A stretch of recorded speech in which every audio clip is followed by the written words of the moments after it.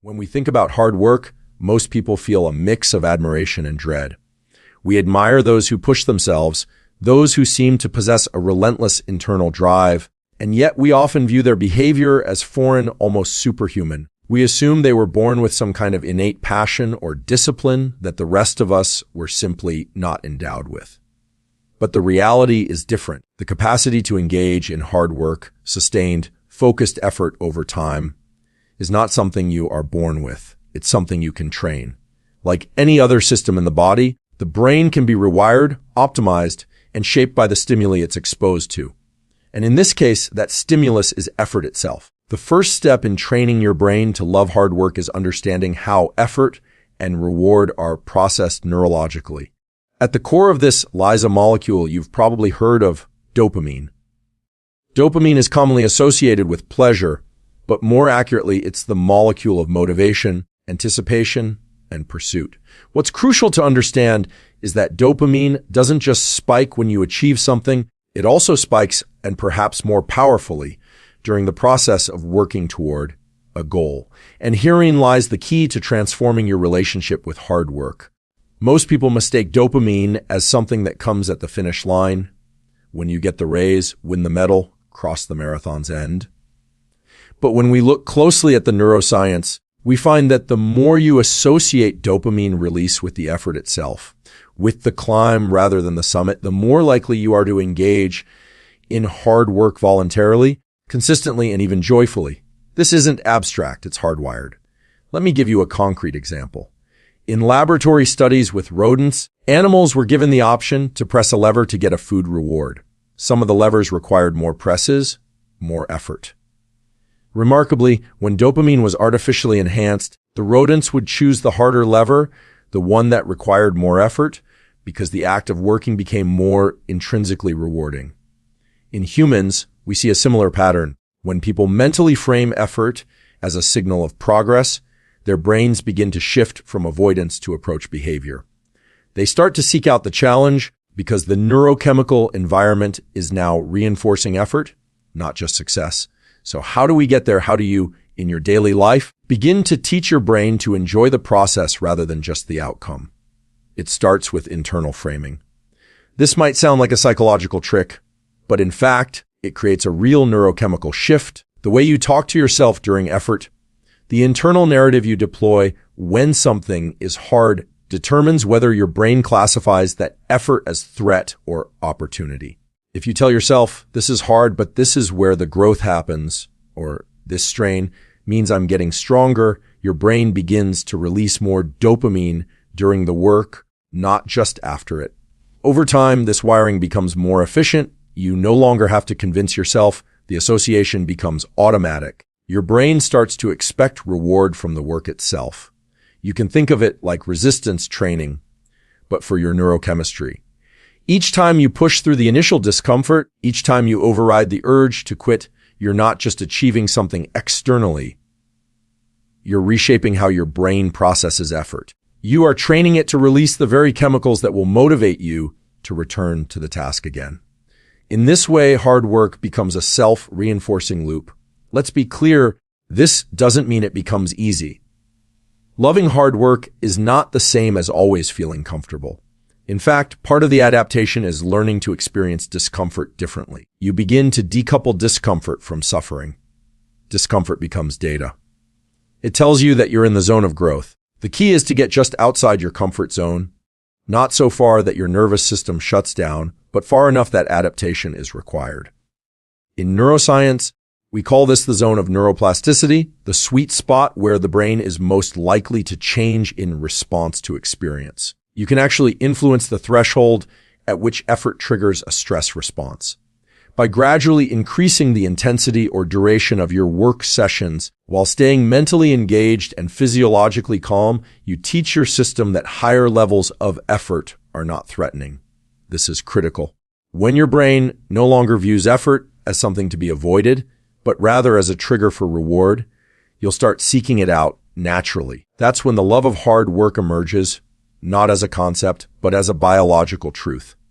There's another dimension here that's essential: the role of focus. When you train focus, You increase your brain's ability to derive satisfaction from single task attention. And this is deeply connected to hard work. Sustained attention, whether on a book, a spreadsheet, a workout, or a difficult conversation, is not just a mental skill. It's a trainable form of endurance. And like all forms of endurance, it improves with progressive overload. Start with shorter bouts of deep work, remove distractions, and extend those bouts over time. As you do, the prefrontal cortex, the part of your brain responsible for decision-making, planning, and sustained focus, becomes more efficient. And this efficiency, too, is rewarding. You begin to experience more flow, more moments where time disappears, and all that remains is the task. One powerful way to reinforce this is through deliberate recovery. Hard work is not sustainable if it's constant, but recovery, when used properly, doesn't just recharge the body. It reinforces the brain's association between effort and pleasure. When you work hard and then recover deeply, whether through sleep, non-sleep deep rest, or mindful breathing, you're creating a binary signal: work equals effort plus restoration. The nervous system learns that stress is not a permanent state, but part of a cycle. This allows you to lean harder into work without fear of burnout. A lot of people wait for motivation before taking action, but that's a misunderstanding of how the system actually works. In truth, action often precedes motivation. The very act of engaging in hard work, even when you don't feel like it, can trigger the dopamine release that leads to motivation. In other words, if you move first, the chemistry will catch up. You prime the pump through behavior. And then with repetition, the behavior itself becomes less aversive and eventually desirable. There's a concept in neuroscience known as reward prediction error. It describes what happens when the brain expects a certain reward and receives more or less than anticipated. If you want to train your brain to love hard work, occasionally reduce the extrinsic rewards associated with it. This may seem counterintuitive, but it's powerful. When you disconnect the task from the external outcome, you allow the internal reward system to dominate. You teach the brain that the process is the prize. And over time, the system stops needing constant validation. It begins to generate its own reinforcement loop. The most elite performers in any domain have mastered this. They've trained themselves to find satisfaction in the act of striving, in the daily repetition, in the pursuit itself. They may still care about the outcome, of course, but the outcome is not what gets them up in the morning. It's the process, the chance to challenge themselves, to improve, to express their potential, that fuels their work. This isn't just motivational fluff, it's deeply biological. The brain is a prediction machine. If it learns that effort reliably produces a chemical payoff, not just through success, but through the effort itself, it will start to crave effort. It will initiate work more readily, it will resist distractions more fiercely, and it will sustain output for longer. Now, this doesn't happen overnight. Neural circuits don't remap themselves after a single experience, but they do respond to repetition, consistency, and emotion. If you can inject meaning into your effort, if you can link the strain to something personally valuable, to your identity, to your mission, then the emotional component amplifies the learning. Your brain encodes not just the behavior, but the value of the behavior. And once value is associated with effort, hard work becomes less of a chore and more of a calling. This is why goals matter, but not for the reason most people think. Goals are important not just because they give you something to aim for, but because they give meaning to the effort you exert in their direction. Without that anchor, effort feels random. With it, effort feels like progress. And progress, even when invisible to others, is deeply motivating to the brain. One last piece: social influence. Human brains are wired for social learning. If you surround yourself with people who value effort, who celebrate discipline, who find pride in the process, your own brain begins to mirror that. Mirror neurons encode the behavior and emotional state of those around us. This is not metaphor, it's physiology. Spend time with people who love hard work, and your own affinity for it will grow. Not through willpower, but through biology. So the next time you feel resistance to a task, whether it's a workout, a study session, or a difficult conversation, pause. Recognize that this resistance is not a signal to stop. It's a signal that you're entering the zone where real change happens. Embrace that, lean in.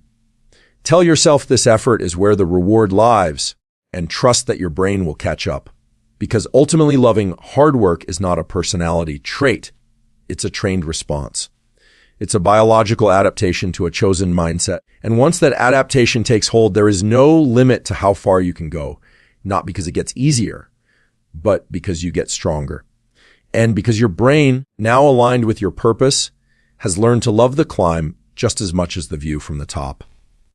As you begin this transformation, one of the most powerful tools at your disposal is deliberate exposure to challenge.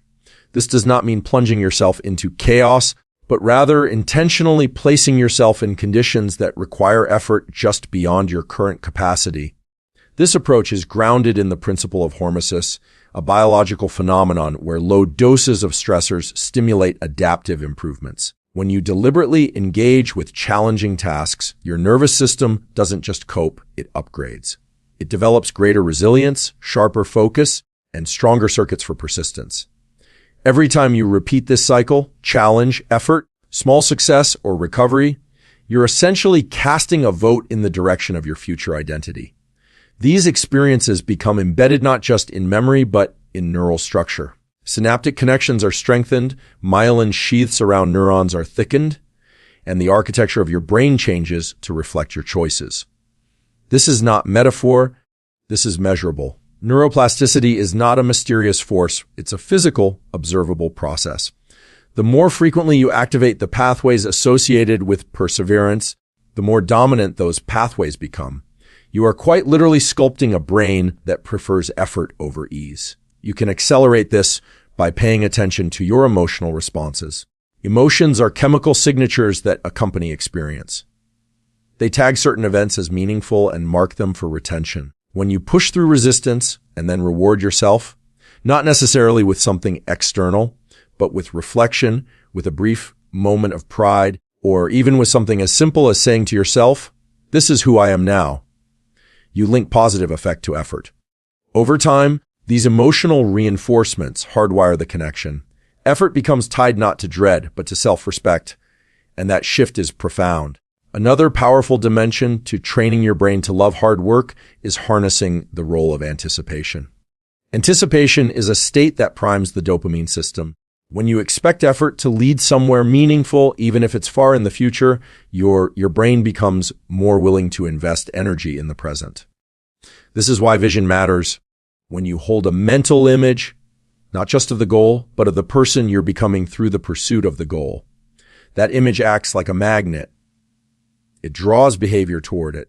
Visualizing the process, not just the outcome, but the practice, the grit, the daily fight, creates an emotional bridge between now and later. And when the emotional tone of that visualization is one of purpose and identity, your system gets on board. There's also something to be said for breaking up the illusion of motivation as constant fire. You don't need to feel inspired to engage in hard work. In fact, the most resilient individuals often report that they feel neutral most of the time, not euphoric, not driven by massive waves of emotion, but centered, calm, and committed. This baseline state is something you can cultivate. Through practices like breathwork, cold exposure, or focused attention training, you can bring your nervous system into a regulated state more easily. That regulation, in turn, makes it easier to lean into work. Because if your system is calm, then challenge is not interpreted as danger, it's interpreted as opportunity. And there is deep wisdom in adopting the mindset of the practitioner rather than the performer. A performer is obsessed with outcome, how others will evaluate the result. A practitioner, however, is obsessed with the craft, the technique, the integrity of the process, the details that others might never notice, but that signal personal mastery. When you see yourself as someone who practices hard work, who refines their relationship with difficulty, then even failure becomes a form of success. Because failure within the context of practice is data. It shows you where to aim your attention next. In this context, mistakes are no longer threats to identity, they're requirements for growth. And the more comfortable you become with errors, not in the sense of being careless, but in the sense of accepting that improvement requires feedback, the more liberated you are to pursue difficult work without hesitation. You're not afraid of failing, because you've decoupled your self-worth from the outcome. What matters is the process. What matters is showing up. And showing up is something you can design into your life. There is immense power in ritual, in consistent, repeatable sequences that initiate action. These rituals don't need to be elaborate. A specific place you sit to begin work. A particular way you breathe before lifting. A phrase you say to yourself before entering a hard conversation. These signals act as neuroprimers. They tell the brain, this is the context in which we exert effort. And over time, the association between the ritual and the work strengthens. Eventually, the ritual becomes a doorway, a reliable way to transition from inertia into action. The importance of state transitions cannot be overstated. One of the challenges with hard work is that it often requires shifting from one brain state to another, from comfort to alertness, from rest to engagement, from contemplation to execution. If you build conscious mechanisms for those transitions, whether through movement, breath, hydration, light exposure, or mental framing, you reduce the friction of initiation. And once work has begun, the probability of continuing rises dramatically. Momentum becomes an ally. You can also leverage physiological tools to sharpen your ability to stay in the zone. Visual focus, particularly narrowing your field of vision, is one way to trigger the attentional networks in the brain. When you deliberately focus your eyes on a specific point or area, you activate circuits that suppress background noise and reduce internal distraction. This isn't just helpful, it's transformative. Because so much of what derails hard work is not difficulty, but fragmentation. When your attention is scattered, effort feels heavier. When it's unified, effort flows. This is why environmental design matters. Create spaces that support focus, that reduce sensory clutter, that signal the brain here, we go deep. The brain responds powerfully to environmental cues. If you associate certain spaces with deep work, your brain will begin to prepare itself automatically when you enter them.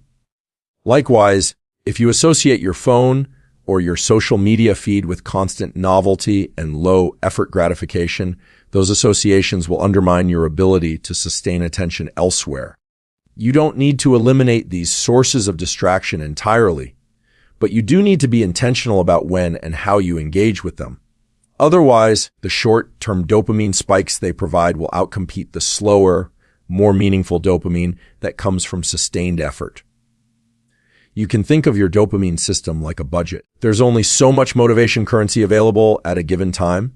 Spend it on cheap thrills, and you'll have less for deep work. Spend it on challenges, and the system adapts. It becomes more efficient. It recalibrates what feels rewarding. And this recalibration is the essence of training your brain to love hard work. You're not just pushing yourself harder. You're changing what hard means. You're changing how it feels. You're also changing who you are. Because identity is not static. It's not something you discover once and for all. It's built through repeated behavior. Every time you choose effort over avoidance, you reinforce the idea, I am someone who does hard things. And the more often you act from that identity, the stronger it becomes. Eventually, it becomes the default. You no longer have to psych yourself up because your nervous system now expects that you will show up. This expectation becomes a form of internal accountability. This also helps with a common issue, the plateau. Everyone reaches points in their development where progress slows or seems to stall. What separates those who keep going from those who quit is often not talent, but tolerance. Tolerance for boredom, for repetition, for imperceptible gains. When you train your brain to love hard work, you're building a system that doesn't depend on constant novelty. You're building the ability to fall in love with iteration. And it's iteration, not inspiration, that builds excellence. There is also something deeply grounding in embracing effort as a gift. Most of the time, we see effort as the price we pay to get what we want. But what if effort is itself the reward? What if the ability to choose struggle, to lean into resistance is a form of freedom? Most of the time, we try to engineer ease. We look for ways to reduce friction, to make everything smoother. But real fulfillment rarely comes from the path of least resistance. It comes from rising to a challenge, from doing what's difficult, from stretching yourself further than you thought possible. And to do that consistently, you need a nervous system that supports it, a brain that doesn't recoil from effort, but craves it, This transformation is available to anyone. It's not reserved for elite athletes, Navy SEALs, or high-level performers. It's available to the student struggling through a dense textbook, to the parent juggling work and care, to the entrepreneur facing rejection after rejection, to anyone who chooses, again and again, to walk toward what's difficult, not because they enjoy pain, but because they recognize what lies on the other side. Not just achievement, but transformation. Not just results, but identity. And there's one more layer, perhaps the deepest one. When you train your brain to love hard work, you are reclaiming agency. You are asserting that your life is not determined by inherited traits or fleeting motivation. You are saying, I am not at the mercy of how I feel in any given moment. I can shape my responses. I can rewire my instincts. I can choose who I become. That is power, not the power to control the world, but the power to control how you meet it. And in that space, the space between resistance and response, you find the kind of freedom that no one can give you and no one can take away. The freedom to strive, the freedom to grow, the freedom to work hard, not because you have to, but because you've learned to love it. The repetition of deliberate effort over time yields something few people understand deeply. Behavioral momentum. Behavioral momentum is a phenomenon where the probability of continuing a behavior increases simply because it has already been initiated and sustained. It is the cognitive and emotional residue of consistent action. When you commit to engaging in hard work daily, regardless of mood, convenience, or external validation, your brain doesn't just remember the work, it encodes the fact that you are the type of person who persists. The repetition becomes proof. This is how people build identities around discipline, and once that identity is internalized, the energy needed to begin and continue effort decreases. You are no longer negotiating with yourself. You are acting in accordance with who you believe you are.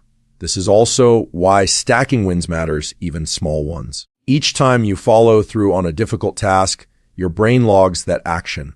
Dopamine is released not just for huge accomplishments, but for every action that aligns with your goals and perceived identity. These micro rewards, accumulated over days and weeks, start to carry real neurological weight. Your system becomes more sensitive to the chemical cues that say, this is good, this is growth, this is forward. That accumulation of positive reinforcement around effort allows you to face increasing challenge without as much inner conflict. It's not that the work becomes less physically demanding, it's that it becomes less psychologically exhausting. This capacity to override internal resistance is also directly tied to the function of the anterior mid-cingulate cortex, a brain region heavily involved in persistence, conflict monitoring, and the willingness to continue exerting control in the face of challenge. Activity in this area increases when people continue trying despite setbacks. Importantly, this region is trainable. People who frequently engage in tasks that push their limits, that test their ability to stay the course without immediate reward, develop more robust function here. The effect is circular. More persistence leads to stronger circuits for persistence, which makes further persistence more likely. So, hard work isn't just about muscular willpower. It's not just about white-knuckling your way through discomfort. It's about recruiting and reinforcing systems in the brain that are biologically designed to sustain effort when paired with meaningful context and intentional reward mechanisms. When you understand this, you stop viewing difficulty as an obstacle and begin to see it as an opportunity to exercise, quite literally, the systems that enable long-term success. What this implies is that the conditions under which you approach hard work are just as important as the work itself. Start with intention.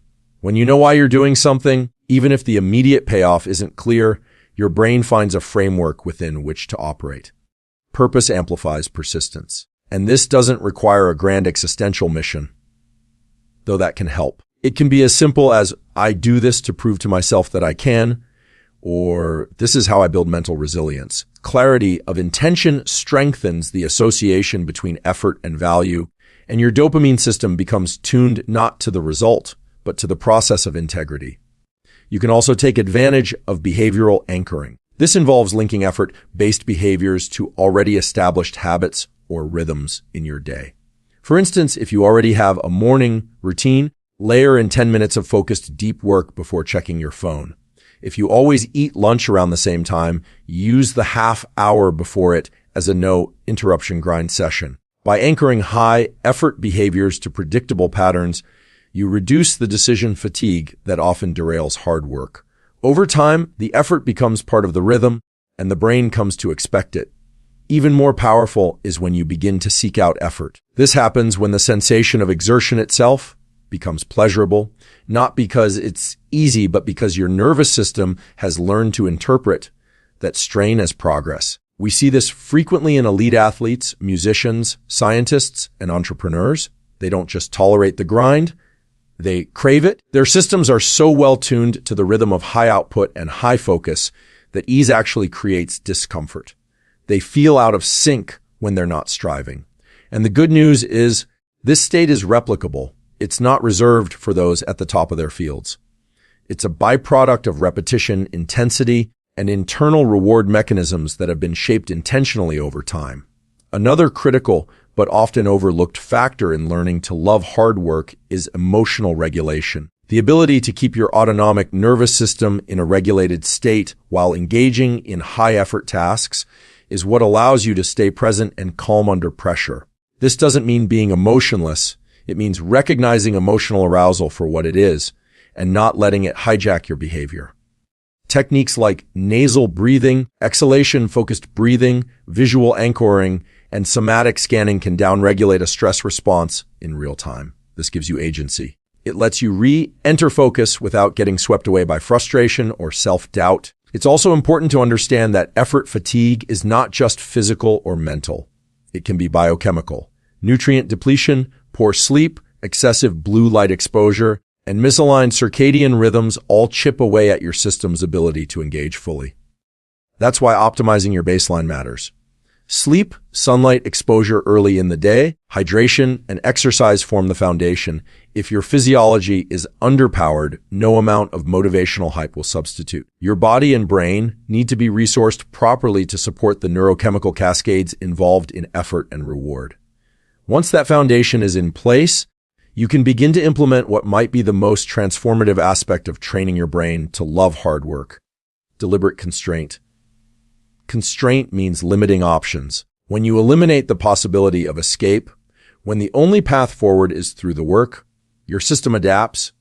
This doesn't mean punishing yourself or removing all joy. It means removing the mental negotiation.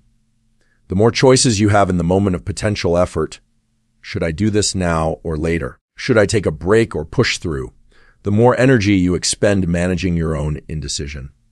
But when the path is fixed, this is what I do at this time every day, no questions. That energy is conserved for the task, and the brain rewards consistency. Repetition in a constrained context produces adaptation. You become someone who simply works, not through force, but through design. This principle is well demonstrated in environments that demand high output over long durations. Military training, athletic camps, writing residencies, all of them impose constraints: limited time, limited space, clear rules. Why? Because these conditions reduce uncertainty, which reduces distraction, which allows focus to emerge naturally. You can replicate this for yourself. Decide in advance when and where you will work. Remove competing variables. The structure itself becomes a form of freedom to fully engage. Over time, this leads to what researchers call effort-related choice behavior. The tendency to choose high-effort actions over low-effort ones, even when the reward is equal or uncertain. This shift is enormous. When your brain begins to prefer effort, not because it's the fastest path to gratification, but because it is inherently satisfying, you unlock a new level of capacity. Work becomes not something you do to get a break later. Work becomes the center of gravity, the default, the place where you feel most alive. And this is where joy can enter the equation in a new way. There is a type of joy that is only accessible on the other side of challenge. It's not amusement or distraction. It's not the high of external praise. It's a deep cellular level sense of congruence, a feeling that your actions are in alignment with your potential, that you are doing what your nervous system was designed to do: exert, adapt, evolve. This joy cannot be purchased or faked. It must be earned. And the only currency accepted is effort. So the task ultimately is not to find a shortcut, not to hack your way out of struggle. The task is to learn to value struggle, to welcome it, to recognize it as the raw material of greatness. Because when you rewire your brain to find satisfaction in effort itself, not as a means to an end, but as the end, you create the conditions for limitless growth. And that is not just a psychological achievement. It's a biological revolution. When you begin to experience this internal shift, when your system recognizes exertion not as threat, but as signal, it alters your baseline perception of effort. You no longer view it through the narrow lens of how hard is this, but rather, what is this making me become? This shift in interpretive framework fundamentally alters how the brain processes challenge. The insular cortex, which plays a central role in interoception and how we register discomfort, begins to relay a different kind of message. Instead of amplifying the sensation of strain as a reason to stop, it starts flagging it as a marker of significance. This matters, keep going. This matters, adapt. And that adaptation doesn't just manifest in the body, but in perception. The work itself becomes meaningful because the feedback from your own physiology begins to signal it as such. At this point, hard work becomes something more than just a pathway to a result. It becomes a lived experience of self-alignment. One of the greatest predictors of psychological health is the feeling that your actions are congruent with your values. When you train your brain to pursue effort willingly, to find satisfaction in the process of becoming through doing, you eliminate the dissonance that corrodes internal stability. You are no longer caught between what you wish you were doing and what you're actually doing. You are no longer fantasizing about a version of yourself you hope to someday become. You are being that person in real time through the act of working. This internal coherence generates momentum of a new kind. It's not the frantic sprint of early ambition, but the steady, cumulative force of deeply rooted drive. And from a biological perspective, this makes sense. The prefrontal cortex, responsible for long-term planning, goal maintenance, and inhibitory control, becomes more efficient when aligned with consistent action. Neural circuits strengthen. Decision pathways get pruned and streamlined. You reduce the cost of switching between intent and execution. In essence, your brain gets better at being you, at being the version of you who works hard as a matter of habit, not willpower. There's something else that emerges here, and it's often ignored: emotional buoyancy. Many people associate hard work with grim determination, with stoicism stripped of any sense of joy. But once the brain associates effort with internal reward, once dopamine, serotonin, and endogenous opioids are released in the context of hard pursuit rather than outcome, then effort itself can lift mood. People often chase dopamine through novelty, but novelty is unreliable. Novelty fades. Effort, on the other hand, is renewable. There is always more to give, always more to refine, and thus always more reward to unlock, not through chasing, but through returning consistently to the work. This is where routine becomes sacred, not mundane, not boring, sacred. Because the routine becomes the container that holds your evolution. The specific time of day you train, the setup of your work desk, the way you prepare your mind before diving into something difficult, these become rituals of commitment. And rituals have deep roots in human neurobiology. They reduce uncertainty, they signal safety. And they cue readiness. When a ritual is enacted with conscious intent, it prepares the brain for what comes next. It acts as a mental switch, moving you out of distraction and into precision, out of passive mode and into deliberate pursuit. In this context, time transforms. Most people experience time as a pressure, a constraint. But when your brain is attuned to work and your nervous system is aligned with the rhythm of effort, time becomes a frame, not a threat. Within that frame, you pour your energy, your focus, your willingness to adapt. This generates what psychologists call temporal self-continuity, a felt sense that your present self is meaningfully connected to your future self, that the person you are becoming is being built moment by moment through action. And that continuity gives your brain a reason to care. It binds your attention to your goals. It keeps you from drifting into distraction because it reinforces the felt significance of now. Distraction, of course, is the enemy of effort. Not because it's evil, but because it's cheap. It hijacks your reward systems and trains them to prefer the path of least resistance. The more you indulge in impulsive, high stimulation, low friction behavior, scrolling, checking, toggling, the more you desensitize your dopamine pathways to slow building reward. That means even if you sit down to do deep, meaningful work, your nervous system might not register it as important. It might not release the neurochemicals needed to sustain that work. Not because the work isn't worthy, but because your brain's tuning is off. That's why part of training your brain to love hard work involves creating an environment that protects deep focus. This isn't just about blocking noise or turning off notifications. It's about signaling to your entire physiology that you're entering a zone of meaning.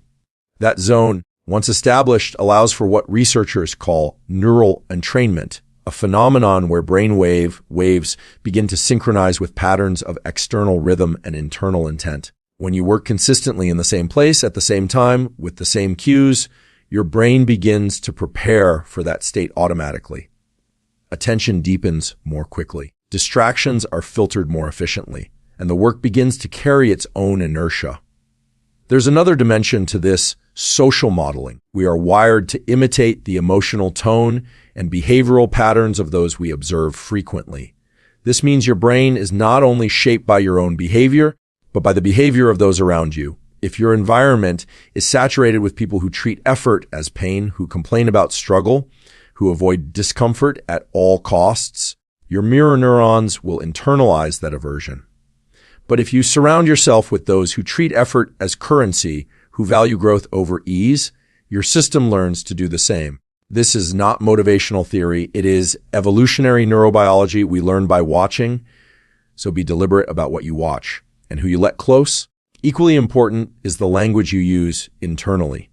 The phrases you say to yourself when you encounter resistance are not neutral. They form cognitive scripts, repeating thought patterns that become automatic responses. If your internal monologue is laced with doubt, fatigue, or resentment when effort is required, your limbic system will associate hard work with threat. But if you prime yourself with language that normalizes struggle, that frames pain as part of progress, that reminds you of the why, your brain begins to adopt a different posture. It no longer flinches when effort is demanded. It leans in. And leaning in, when it becomes the norm, builds a profound kind of confidence, not based on talent or achievement, but on reliability. You begin to trust yourself. Because you've seen over and over again that you show up, that you don't flee the work, that you don't back down in the face of difficulty. This internal reliability creates what's known in psychology as self-efficacy, the belief that you can produce results through your own effort. High self-efficacy is one of the strongest predictors of resilience, motivation, and long-term goal attainment. And it's built not in moments of victory, but in moments of choice, when you choose to engage the hard thing again and again, even when no one is watching. Eventually, this builds a kind of energetic equilibrium. The highs and lows of motivation smooth out. You no longer chase spikes of inspiration or collapse under waves of doubt. You operate from a steady current, a regulated baseline from which effort flows naturally. This is the state that elite performers live in, not perpetual hype, but quiet certainty. Not constant passion, but deep alignment, and you can build it. Not through secrets, not through hacks, but through the patient, structured repetition of showing up to the hard thing until it becomes who you are. The ability to love hard work is not a gift, not a trait bestowed on the lucky few. It's a system you train, a rhythm you build, a relationship with effort you cultivate deliberately over time. The circuits in your brain that resist discomfort can be rewired. The chemistry that once signaled avoidance can be redirected toward pursuit. And the identity you hold of who you are, what you're capable of, and what kind of challenges you willingly take on can be completely transformed through consistent, intentional action. If you train your brain to find value in strain, to seek progress in the process, and to extract meaning not from the result but from the work itself, then there is nothing, no goal, no path, no adversity that lies outside your reach. The work becomes the reward, the effort becomes the edge, and you slowly but permanently become the kind of person who doesn't just tolerate hard work, but thrives because of it.